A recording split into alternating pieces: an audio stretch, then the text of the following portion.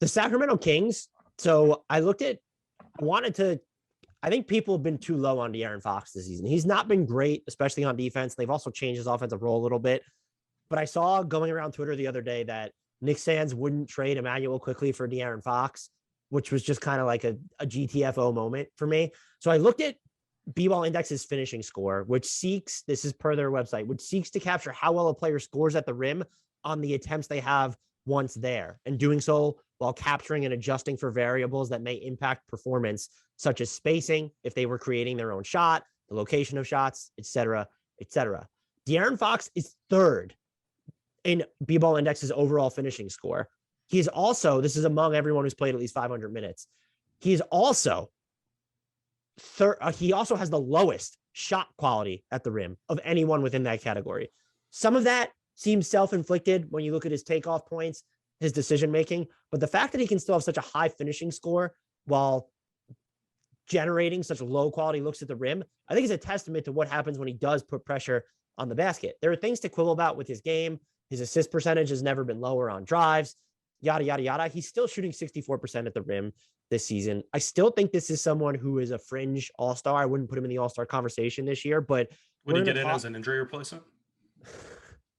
Maybe if they expand the rosters to 25 players, De'Aaron Fox will make it. But when you're just looking at the numbers he's putting up and still being able to finish like this, if this is his down year, that's a really good basketball player. I am curious to see what the Kings do from here. And we do need to see more from just De'Aaron Fox overall. He's not hitting the step back jumpers at as high a clip as he was last season. His shot selection from the perimeter just remains super iffy. And it seems like Sacramento's trying to streamline his role where Tyrese Haliburton's going to be the engine a lot of the time trying to play make. And that can be a problem because De'Aaron Fox is still not this threat off the ball, but he remains a pretty good to awesome finisher.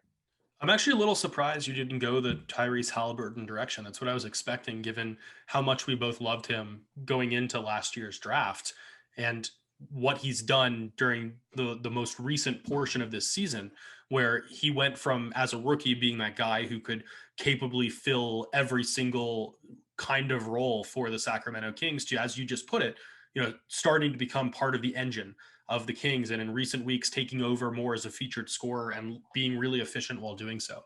The jump that he's already making in year two is so substantial that I was just surprised you went the Fox route, even if he does deserve that love. I feel like you gave Tyrese Haliburton more responsibility and he's responding. He's been great. It's just, I guess I was past the point of people thinking that Tyrese Haliburton wasn't like a spectacular pick at number 12, but I could have went with Richaun Holmes flip shots just because that percentage remains absurdly high, even though everyone knows that that's what he's good at. Maybe just like highlighted his contract or something and like how cheap it was. And something that hasn't ever been mentioned. And then said, this would have been original, but said that the Charlotte Hornets should have been fined a draft pick for allowing him to sign that contract with the Kings. Absolutely. Never said that before. Not once on this podcast. Right there with you.